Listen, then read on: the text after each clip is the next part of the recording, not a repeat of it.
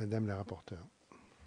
Monsieur le Président, vous avez été extrêmement complet et donc le nombre de questions que je vais vous poser est très limité. Pour aller dans la suite de la question du Président, est-ce que vous pouvez nous donner le nom du médecin qui souhaitait que les produits hallucinogènes rentrent dans le Vidal? Oui, tout à fait. Oui. Tout à fait. C'est un article. D'ailleurs, je vous mets en copie Oui. un dossier, c'est-à-dire c'est le docteur Olivier Chambon qui exerce à Lyon, près de Lyon, et qui a écrit un livre, La médecine psychédélique. Et il se trouve que, l'ayant lu, j'ai été tétanisé par la lecture et j'ai donc écrit un article très critique où j'ai repris les points essentiels de ce livre et je sais qu'il en a été très affecté. C'est pour effectivement. Il est sur le site internet Très bien. de Psychothérapie Merci. Vigilance. Alors, maintenant, je vais poser une question beaucoup plus générale. Vous avez fait allusion aux pages jaunes en nous disant qu'il était très difficile pour un patient qui souhaite faire appel à un psychothérapeute de distinguer le psychothérapeute formé du psychothérapeute autoproclamé. Et vous avez également évoqué l'amendement Accueillet. Et je vais vous poser une question très directe. Quels conseils pourriez-vous nous donner pour que nous puissions, nous, législateurs, essayer d'améliorer encore, et on sait quelles difficultés M. Accueillet a eu pour faire passer son amendement, comment pourrions-nous faire encore mieux pour que les pseudo-psychothérapeutes soient moins nuisibles?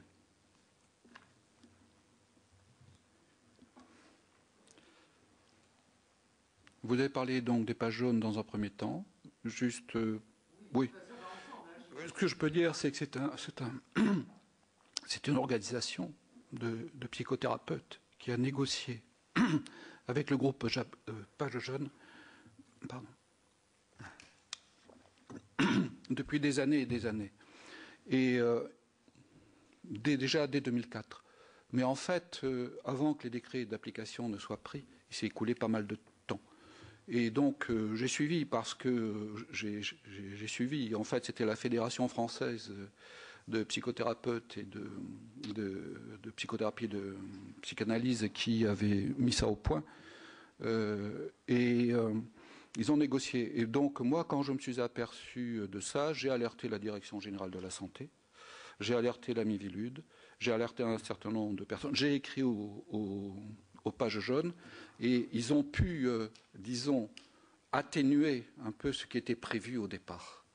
Hein, donc, en créant deux pôles, c'est-à-dire cadre réglementé et non réglementé.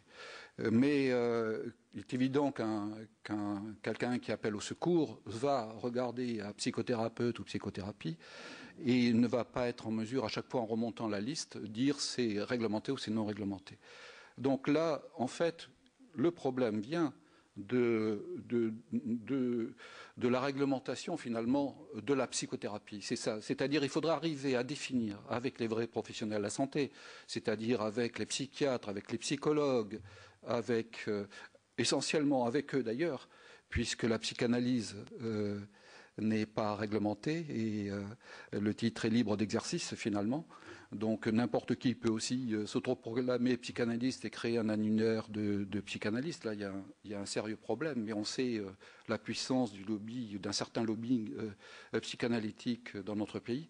Donc là, il y a vraiment des choses. C'est pourquoi je vous invite le législateur à se pencher sur cette question, c'est-à-dire c'est vraiment arriver à définir un peu la psychothérapie. Je sais qu'il y a des réflexions chez les psychologues. Je suis en relation avec beaucoup de psychologues, de psychiatres, de gens très divers. Donc je pense que le problème est là, parce qu'en même temps, quand je vous ai entendu tout à l'heure avec le professeur Parquet, on parlait par exemple de thérapeute. Mais un thérapeute, on peut s'appeler, pourquoi pas thérapeute en n'importe quoi. Hein, et là, on voit qu'il y a véritablement quelque chose qui est dans une évolution des mentalités qui est préoccupante, parce que jamais Moi, je me souviens avoir parlé, quand je créais Psychothérapie Vigilance, avec des professionnels et qui connaissaient bien la situation en Europe et même dans le monde, et qui disaient, mais jamais on n'aurait imaginé que des personnes venant de nulle part se proclament psychothérapeutes ou thérapeutes, exercent en blouse blanche ou avec de faux diplômes ou faux certificats. Et jamais on n'aurait imaginé ça. C'est-à-dire là, il y a par rapport à l'éthique, justement, un problème de fond. Le mot éthique a été utilisé tout à l'heure et je pense que tout à l'heure, le professeur Parquet parlait un peu de ça à un moment, mais je crois qu'il y a un problème là qui est... mais je ne pense pas que la question de l'éthique suffira. Il faut former les gens par rapport à cela. Je pense qu'à une époque aussi, les médecins faisaient leurs humanités d'une certaine façon. Hein, ils avaient donc tout un fond, aujourd'hui, ces humanités, parce que bien évidemment, les disciplines, la médecine, ce n'est pas seulement une science, mais c'est une science, mais c'est aussi un art qui s'exerce au quotidien après avec les patients. Mais ce qu'il faut faire, à mon avis, il faut véritablement prendre le taureau par les cornes. Ce sera très violent, ça demandera 10 ans. Moi, à l'époque, quand on a essayé de réglementer l'usage utile de psychothérapeutes, j'ai rencontré M. Accoyer sur un plateau de télévision un jour, et il ne me connaissait pas, il ne savait pas qui j'étais. Et donc, depuis ce moment-là, on a eu pas mal d'échanges, mais j'en ai eu avec beaucoup d'autres personnes. Donc, je connais bien cette question de la réglementation. Et je pense que, véritablement, il y a eu, je pense que vous vous en souvenez, une pression médiatique terrible dans la presse qui a fait que le législateur n'a pas été au bout de ce qu'il souhaitait faire. Et ce qui fait qu'on a une réglementation qui est bancale, qui certes a permis un progrès, mais je ne serais pas aussi optimiste que le professeur Parquet par rapport à ça. Ça a permis un progrès, mais comme je dis, l'étendue du chemin à parcourir est considérable. Donc, il y a des questions. Je pense qu'il faut pas inviter à débattre peut-être tout. Je crois qu'il y a eu une erreur au moment avec le ministère de la Santé à une époque. Quand par exemple, pour essayer de réglementer l'usage utile de psychothérapeutes, pour se mettre d'accord sur les textes, ils ont fait venir bien sûr les psychiatres et psychologues, mais ils ont fait venir aussi les psychothérapeutes autoproclamés dans le cadre de leur association. Donc c'était leur donner une légitimité, c'était les reconnaître. Et curieusement, on n'a pas invité des associations au service des victimes. Je pense au CCMM, je pense à l'UNATFI ou même Psychothérapie Vigilance. Je ne sais pas ce qu'ils ont dit puisque ce n'est pas encore accessible sur le site. J'ai pas encore.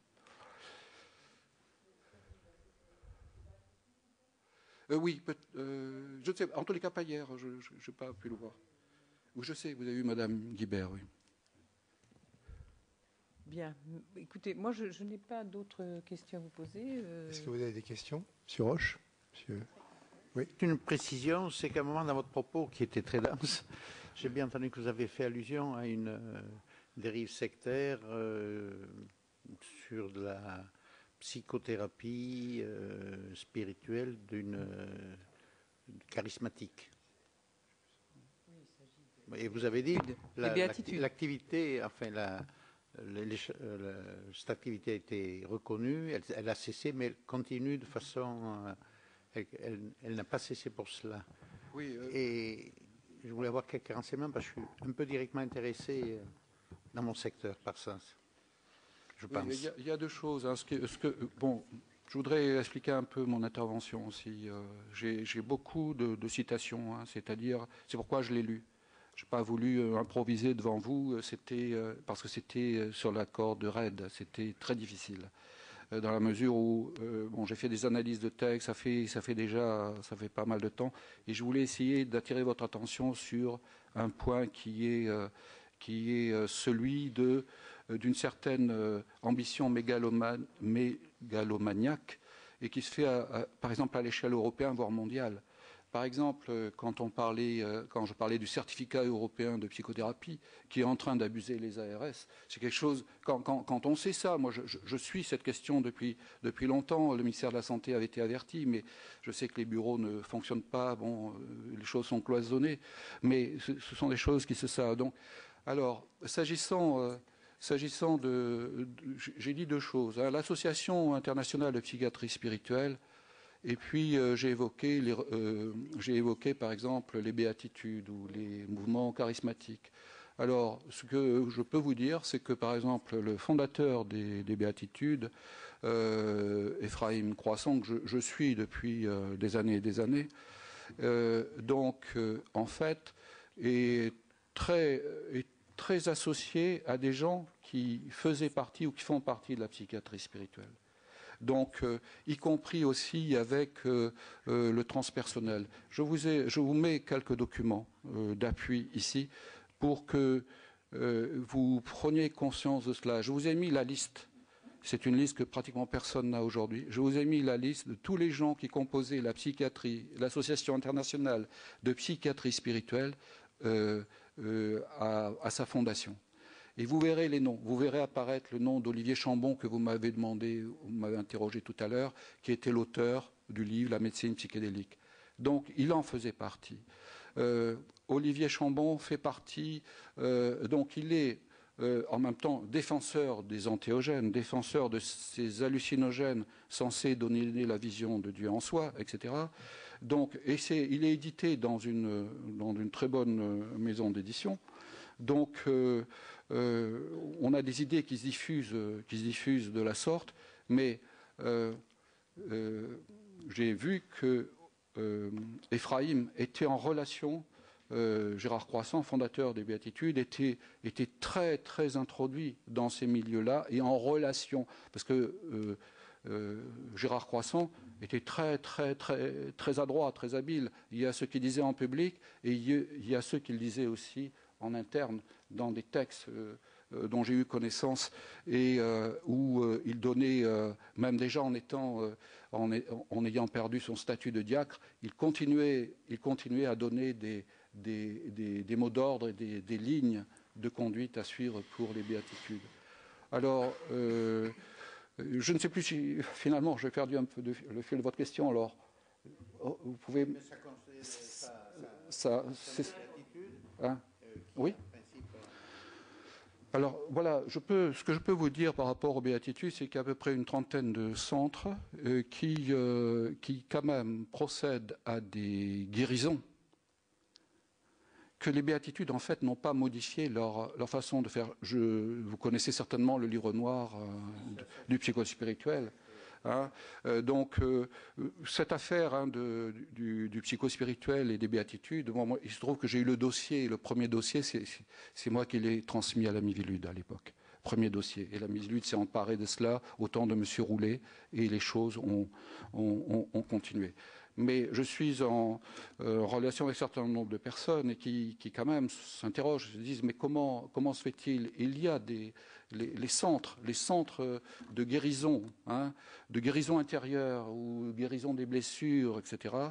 Il y a plusieurs centres qui existent en France, plusieurs lieux, et il y a plusieurs centaines de thérapeutes spirituels ou accompagnateurs ou bergers qui sont impliqués là-dedans. Certains sont de bonne foi, mais ils ont été formés, ils ont été forgés, ils ont été marqués par tout cela.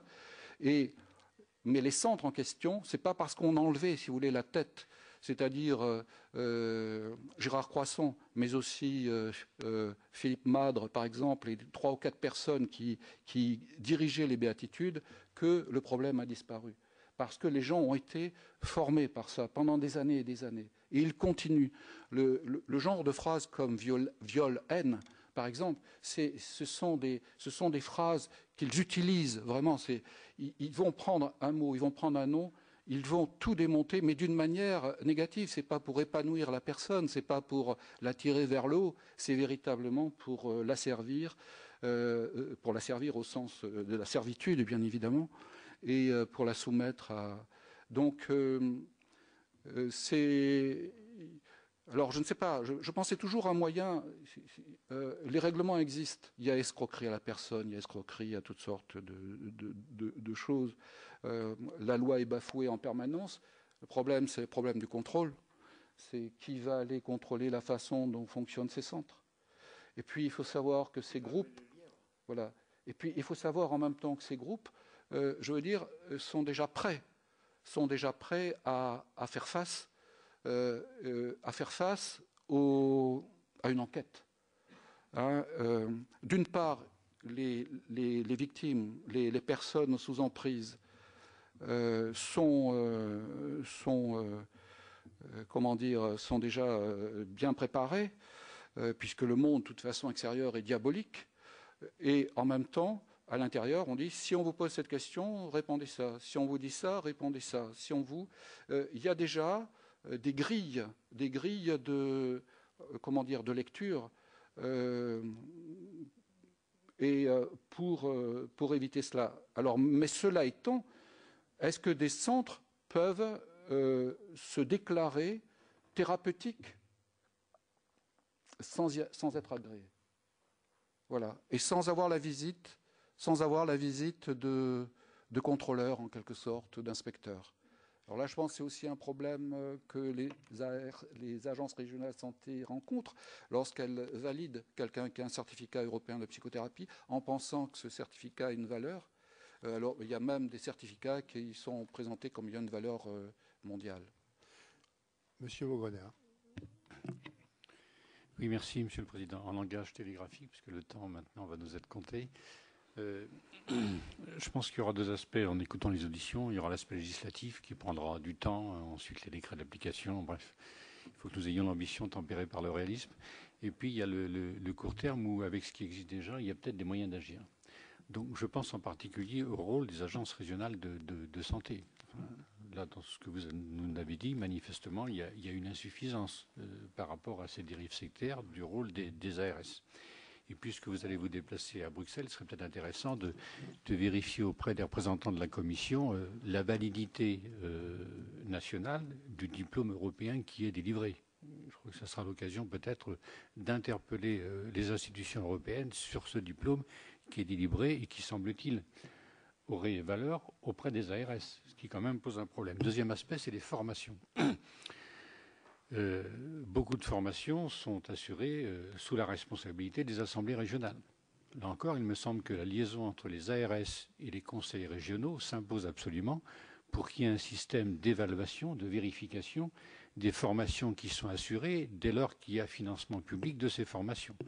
Je ne sais pas si aujourd'hui c'est complètement fait, ça l'est probablement, mais en tout cas, une vérification, semble-t-il, s'impose. Troisième aspect, et vous l'avez évoqué dans vos propos tout à l'heure, il me semble qu'il est indispensable, compte tenu de la manière dont savent se prémunir ceux qui utilisent et qui sont organisés dans le domaine de l'utilisation des dérives sectaires, sur les délais de prescription. Parce qu'ils jouent là-dessus, bien entendu, avec ceux qui, malheureusement, sont touchés par ces dérives sectaires. Donc, selon vous, est-ce qu'il est important, rapidement, de revoir ces délais de prescription ? Oui, et je pense d'ailleurs qu'il y avait dans la précédente législature, il y a 3 ou 4 ans, il y avait un groupe parlementaire qui avait déposé une demande justement pour que ces délais de prescription soient revus, un peu comme pour les délits de pédophilie, par exemple. Hein.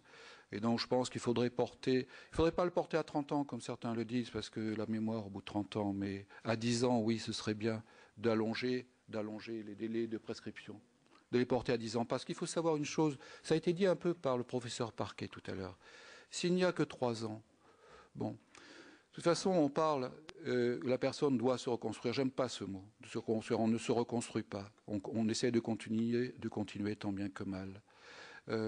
Et on a un passé, bien sûr, et qui est toujours là. Donc, ce qu'il y a, c'est... Je suis souvent sollicité par des journalistes, quelle que soit presse écrite, presse télévisée, presse audiovisuelle, qui me demandent, nous savons que vous êtes psychothérapie vigilance, vous devez avoir des victimes à nous nous donner. C'est véritablement, je veux dire, je comprends très bien, c'est bien d'avoir de temps en temps des exemples, mais les victimes, et le professeur Parquet en a un peu parlé tout à l'heure, s'exposent et vont revisiter ce qu'elles ont vécu. Ça va remettre la machine infernale en route, et puis il va y avoir une sorte de bouffée, comment dire, d'orgueil qui va venir. J'existe. Par exemple, je peux vous dire la famille Michelena, qui est l'auteur du livre Les marchands d'âmes, qui a, moi que j'ai vu à l'état de manuscrit au départ, qui dénonce le mode opératoire des béatitudes près de Toulouse, qui ont vécu dans cette communauté-là pendant des années, ont écrit Les marchands d'âmes, et dénonçant donc la façon dont elles avaient été piégées par les béatitudes, etc. Les Michelena ont publié un ouvrage. Il y a un ouvrage qui est très précis et très complet.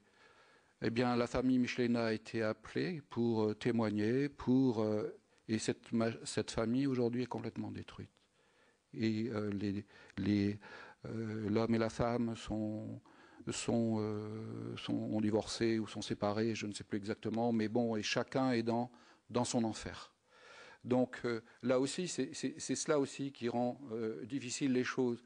Mais il ne faut pas, à mon avis, mettre la pression sur quelqu'un qui tout juste sort de cet enfer-là. Il faut lui donner du temps.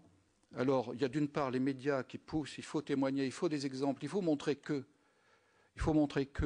ces choses-là arrivent et sont gravissimes, mais ça servira à